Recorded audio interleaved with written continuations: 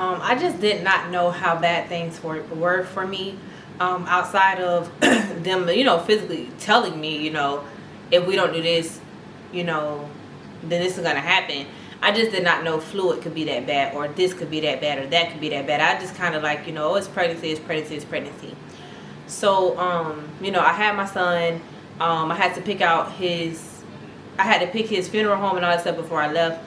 And also there was this jingle that played after you have a baby in that hospital. You press the button and they play this jingle. So when I got back to the Ronald McDonald house, I could hear the jingle still. And it was just like terrifying, just to look around like, hey, do you guys hear that? And they're like, no, I don't hear that. I kind of went through that for a little while, planned my son's funeral, did all this stuff. And 2 days after, so Wednesday, I got out. Thursday, we went home back to, 2 hours away from St. Petersburg.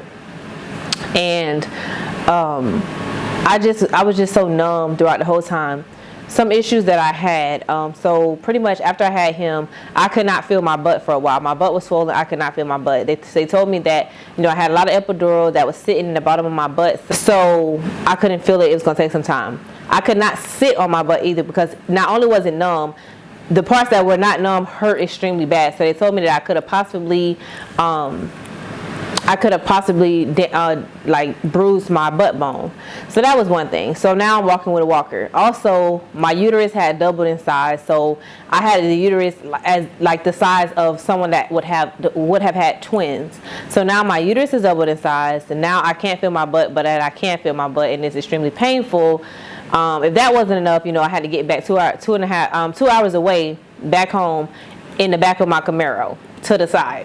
So all of that was just slim to none. The heart rate kind of went from the 120s, 130s to under 100, like around the 90s. It took a while to kind of get back right. 48 hours after having my son, we went to the gravesite to pick out his plot and all this stuff. And I noticed I was feeling very, very weird, like very weird. I had already got used to the heart stuff, so I was ignoring that. I noticed my face was kind of swollen, but I kind of ignored that. Like, we wake up and our face is swollen. And then I also noticed like my head, like it just felt like so much pressure was in my face, my head, everywhere. So I went, did all of that, and got back to the house, and everybody was thinking that, okay, maybe it was like the workup of the day. Like a lot had went on that day that has nothing to do with nothing right now to even explain. But anywho, like everybody thought that maybe I was worked up from the day I need to go lay down. So I'm like, no, I can't lay down. Like it feels like my heart is beating out of my chest. Like I literally feel like I'm about to pass out. So mind you, our family member some of my family members had just, and my husband's family members had just walked through my mom's door at the same time. We were walking through the door. So it was like, oh my gosh, like I don't want to go to the hospital right now because I have company, but I don't want to be, here and something's wrong. So I checked my blood pressure. It was like 130 over maybe 80. It wasn't too bad. Excuse me. 10 minutes later, we checked my blood pressure. It was like 150 over like 90 something. I'm not called the ambulance because in 10 minutes it just went up that much. By the time the ambulance got there, my blood pressure was like 160 over 119. So they told me in order for them to do something right then, it had to be over 160. The top had to be over 160 and the bottom had to be over 120. I was literally like 1 point away. So it was there, but the bottom had to be 2 more points, I guess, in order for them to do something right then and there. So I was like, you know what? I'll go to the hospital later, whatever. I'm not worrying about it. So I was literally about to sign the tablet and tell them to go ahead and go. I looked at my husband. I'm like, babe, you think I should go? He's like, yeah, I think you should go. If you're going to go later, go now. So I went, got to the back. I got there. My blood pressure was like over 160 and over 120. Can't remember the exact numbers. They gave me some IV meds and checked it. It didn't go down. They gave me some more IV meds. Same thing. Checked it. It did not go down. It was like 150 still. They came in with the third med. The third med, they shot it in my arms, and I felt it in my legs. So she was shooting it very slow. And as slow as it was going in, like, when you get IV fluids, you feel it going up your arm, you feel it kind of in your neck, but you feeling it as it's going in. As she's shooting it in, I'm feeling it going through my legs. So I'm like, ma'am, like, I feel something going through my legs. Then it shot back up and went through my hands. So now I'm literally like physically, like I can't move. I can't lift my arms up. If I'm lifting them up, they're dropping. If I lift my legs up, they're dropping. Like I have no muscle strength. So I'm like, ma'am, is this normal? Is this normal? This nurse looked at me and said, I've never gotten this met before. I can't tell you what's normal. I don't know how it feels. Y'all, I had just watched The Good Nurse like a week before that. I said, oh gosh, no, like they finna kill me up in here. Like, please, ma'am, go get the doctor at this point. So the doctor taking forever to come. Now my whole body is like stuck. I can't do anything. Like my face is itching. I can't lift my arm up to scratch it. I can't do anything. So now here I am. Like, you can't even tell me how it feels. Like, normally doctors, you know, tell you how it feels.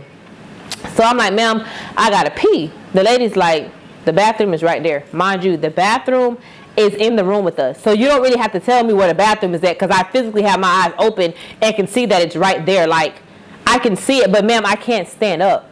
So, oh, well, if you can't stand, then I'll go get a bedpan. But, you know, you still got to lift the bottom of your body up, and you'll just pee in the bedpan. So I'm like, what is going on? Like, this lady is literally like, I don't know what's wrong with her, but she like, this is not how a nurse is supposed to be. So the doctor finally comes. She tells me I have preeclampsia, postpartum preeclampsia, which is also rare. You get preeclampsia in your pregnancy, not really after your pregnancy. So I'm sitting here like, okay, my son had a rare condition. Now I got rare conditions. Like, this is very much like too much for me. So she told me I was literally minutes from a stroke. Not because my blood pressure was over 200, but at that time it was like high enough, and the fact that I was reacting, like my body was reacting to what my normal blood pressure is, like under 120 and under 80, like sometimes 116 over 65, like very, very low. So that was extremely high for my body.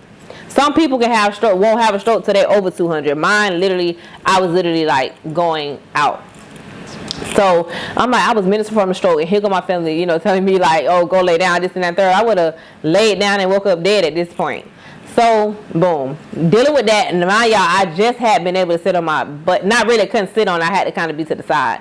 And I had just picked up my son's head, and I'm like, okay, I can't. My son's headstone plot, all this stuff, and I'm sitting here like, I cannot miss my son's funeral, which is the following Friday. This was a Friday, so it was the following Friday.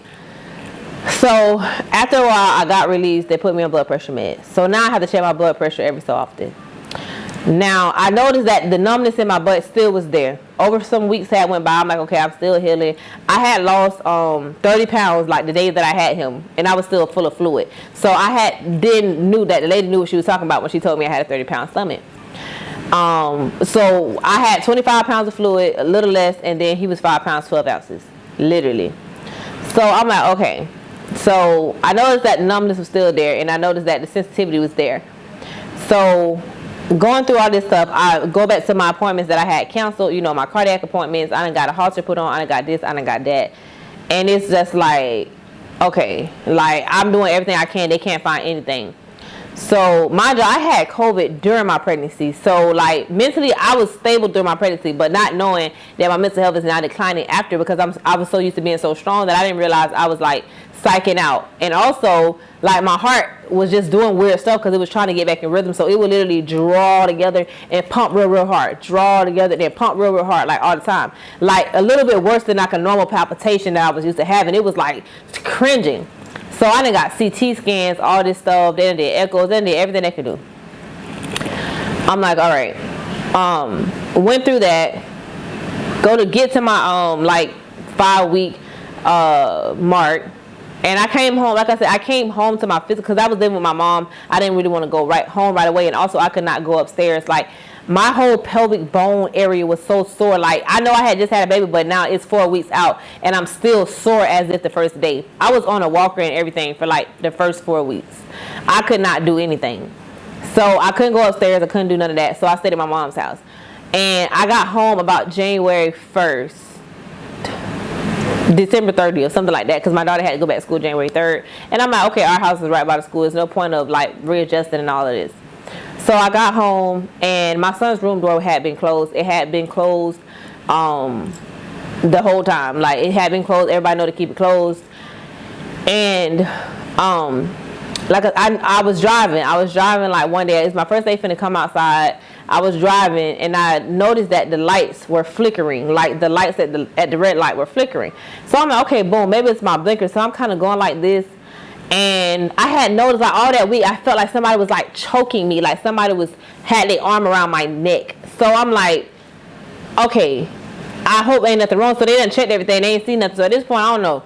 So that day I'm like, okay, I'm driving. I felt it, but I'm driving. I'm singing. I feel like myself dozing or something. So I'm like, okay, I'm singing louder and louder. So I get to the red light and everything starts flickering. Not just the lights, not everything. All the lights are flickering.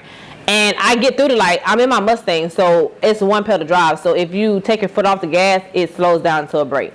So I'm driving. All of a sudden, I just black out and wake back up within a sec. Like it was literally a split second. Like I had started feeling myself like not panicking, but like I'm overdoing it. Like I done snatched my retainers out. Like my heart is beating extremely through my chest. Like it feel like somebody's literally got their hand around me, just choking me like this. And I'm like, I'm taking off my trench coat. Like it literally felt like today is my last day.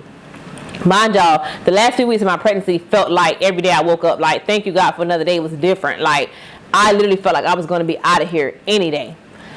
So I did all of that. Snatched everything off. I literally black out and black back in. I'm like, okay. At this point, now I'm calling 911 because I'm panicking because I don't know what just happened. Like I done blacked out driving. At this point, I don't know what the freak going on. I know I got preeclampsia. I done took my meds today. Like I'm over this. So I called 911 and realized that I'm so close to the hospital, I might as well turn. By the time they get here, I'll be already there. So now I'm flying. She on the phone with me. I get to the door. I can't even move. Like I'm stuck. At that point, I didn't know what was going on. So they took me straight to the back, did all this stuff, EKGs, everything. Everything came out clear. The man was like, right now, everything is fine. We don't really know why you blacked out. I didn't realize that I hadn't eaten in 24 hours. But whatever. He was like, you can stay and figure out, we can go do more tests. But right now, everything looks fine. Now I'm more scared because now I don't know what just happened. And then y'all don't know what just happened. So now I'm real scared. So I leave. I was like, I had dinner reservations with my friends. I'm not finna rain check them. I'm finna go. Did that. Next few days, I felt like God was like, you know what? Let me just tell this girl what's going on.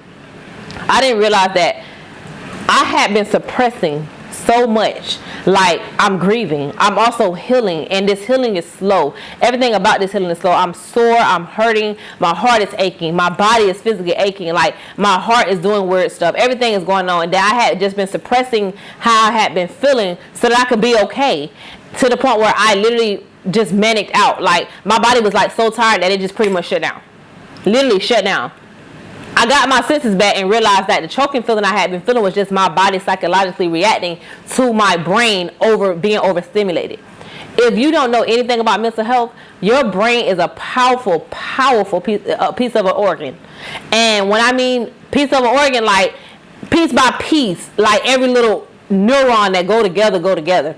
When things are out of whack, your brain is what works. Your heart don't even matter more than your brain. Your brain tells your heart to pump. Your brain tells your legs to move. Your brain tells you to breathe. Your brain does everything. So my brain told my body that right now I need to stop because she's doing too much, and then we'll come back to it. And that's literally what my brain did. It was literally a psychological just shutdown, meltdown. My body literally meltdown, shut down. I guess to protect me, to save me, I don't know. To this day, I still don't know what happened.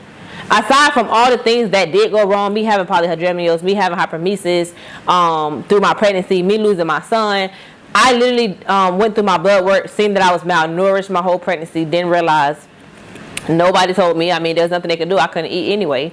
And I also have rectodistasis where my son pretty much, I was so big and everything was just so, my stomach was, not growing as fast as the fluid was growing. So it ripped my muscles apart. But a lot of people experience that with just a normal pregnancy as well. So that's not, overly something so huge. It's just now the muscles are separated. Also, I also have something called an umbilical hernia. So I now have a hole in my belly, in my body, just from the area of where his umbilical cord was. Some way, somehow, now I have a hernia. Now I have a hole.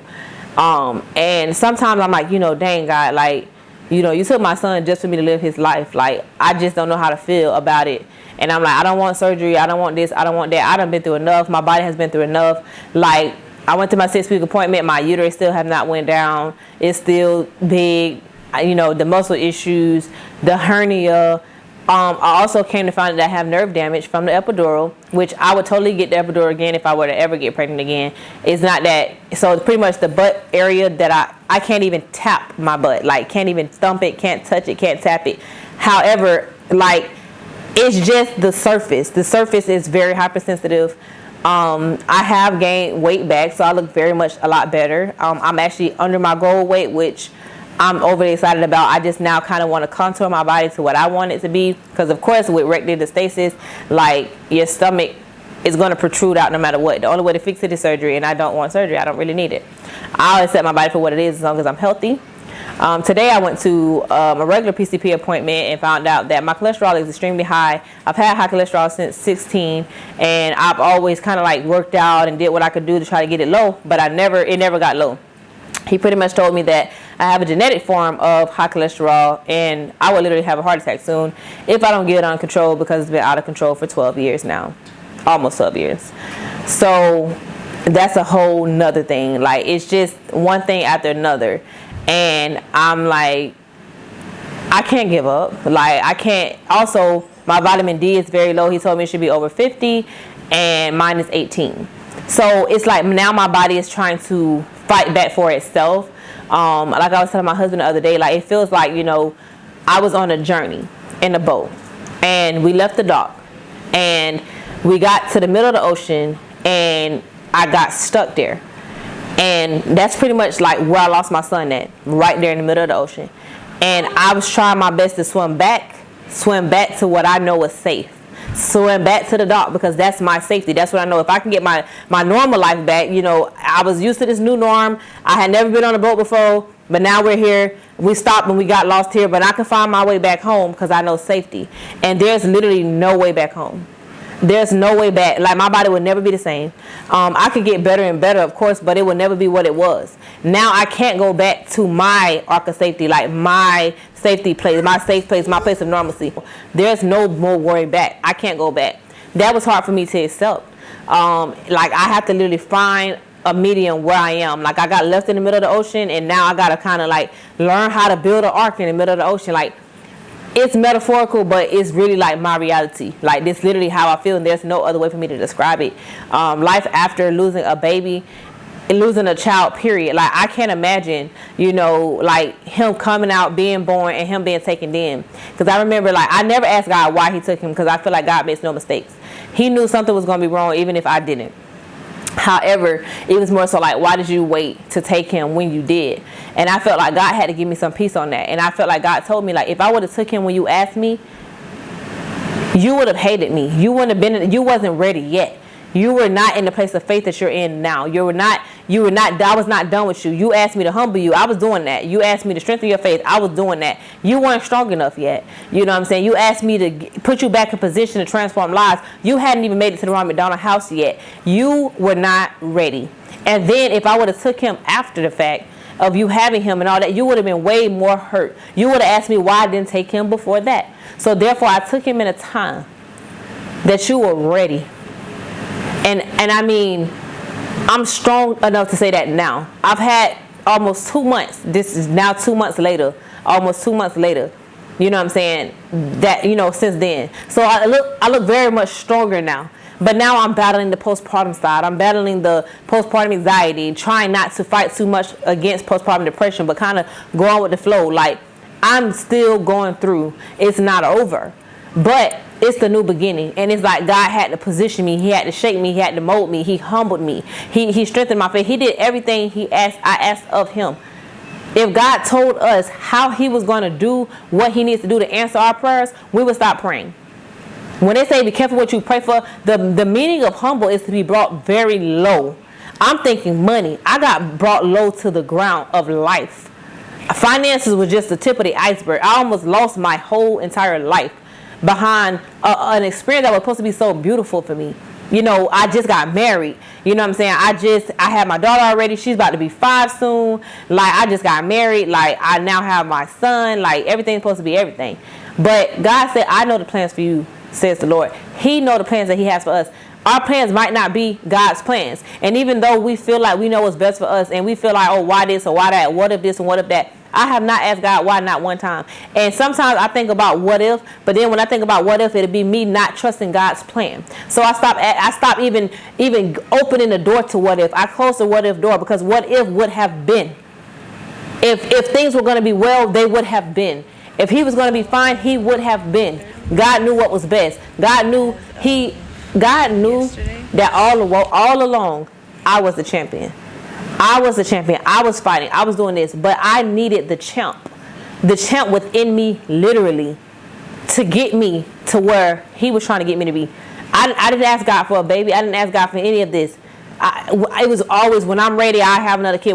So it's like when the unexpected blessing came, I didn't know what God was doing, but I kind of was going with it. Like, all right, boom, God, I wanted a son. I got my son. Now I'm good. Like, I probably never would have been ready. But it was deeper than that. And I thank God for it. And behind this, you know what I'm saying, I have a foundation I'm working on called CDH Champion for other CDH families. I've been blessed by Tiny Heroes, the CDH Foundation, with grants and care packages and all kinds of things that I'm just overly grateful for.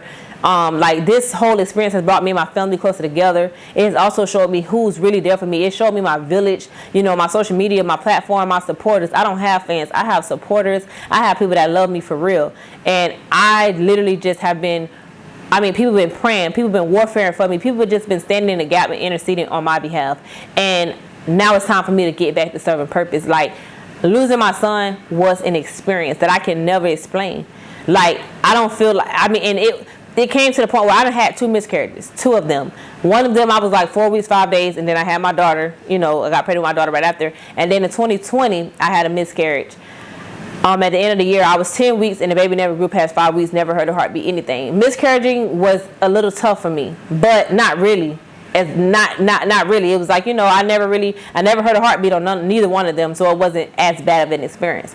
But to get pregnant, carry a baby, mentally suffer through your pregnancy, to get to the finish line, to fight or flight, and choosing to fight and not flight, because you really can't anyway.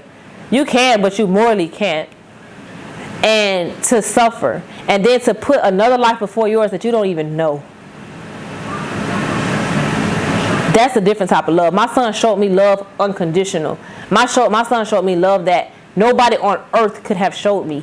I didn't know him yet. I was learning him. I was getting to know him as we were getting to know each other and bonding through our blood and umbilical cord and all this stuff. But I didn't know him yet. But I was fighting for him like I knew him my entire life. Like, this is my kid. This is my son. This is mine. No matter what, he's mine. So for me to get through, it was many days when it was just me and him. And I'm in here crying. He never was stressed out. He never was in distress. He literally just was everything. In the midst of all that he was going through, he was champ. And he was championing it out. And he showed me how much of a champion and a warrior that I am and can be. I never knew I could be as strong as I was last year.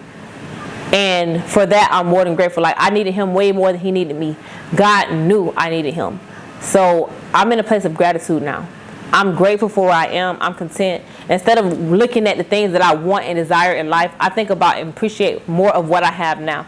Because I didn't know I was not going to have way much more time with my son. I felt like, oh, this is going to be a journey. You know, we'll be medicals, you know, doctor's appointments, surgeries, whatever the case. But it was going to be us. No matter what it was going to be, it was going to be. And I'm ready, you know what I'm saying? So I found myself lost and having a void of, how did you just leave me, son? Like, you knew, you knew it was us, dude. Like, and it was kind of like, God had to remind me, it could have been both of y'all. Be grateful for what you do have.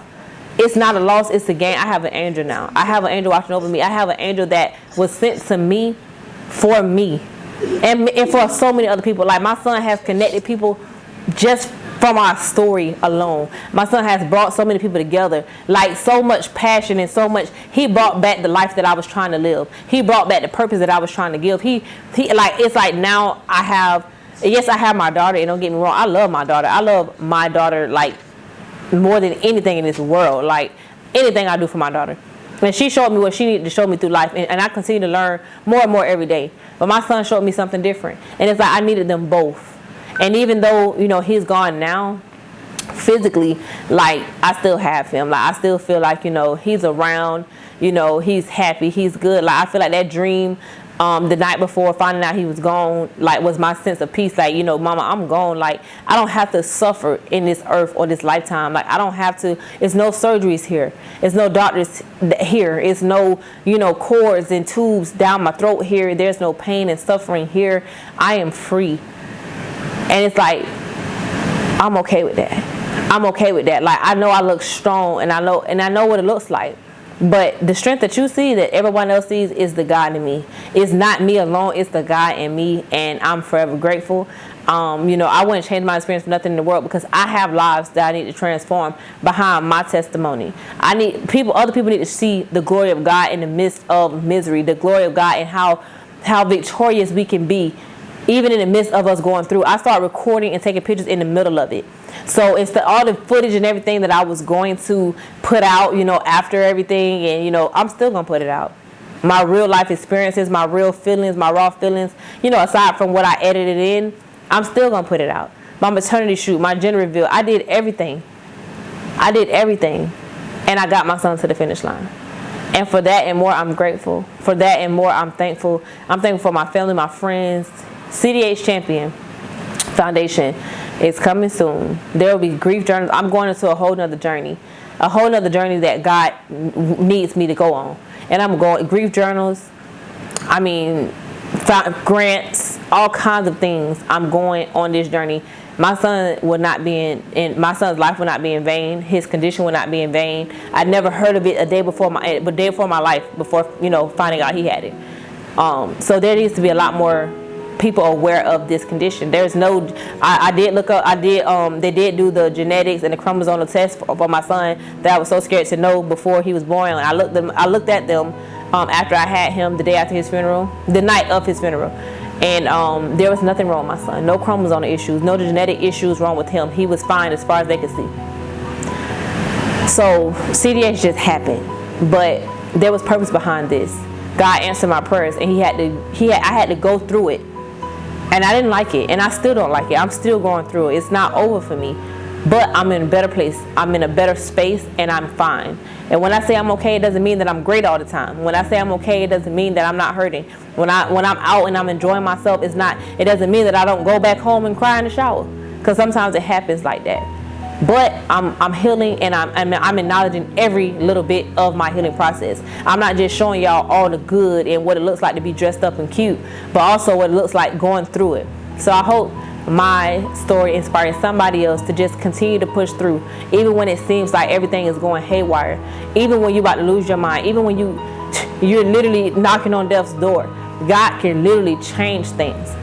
God knows the plans he has for you. Lean not to your own understanding, but in all thy ways acknowledge me, and I'll direct your path. That is what God gave me. That was in the scripture. That's in the Bible. That is what God brought back to my remembrance. Some things we don't understand. He didn't say lean on your own understanding. He said lean not to your own understanding, because you probably won't understand. The day that God took my son, I felt like God was like, do you trust me? Do you trust me for real? And then he took him. And now it was, do you trust me now? Do you trust me still? And I still do. My yes is still yes. And God is still good. Have a good one, millionaires.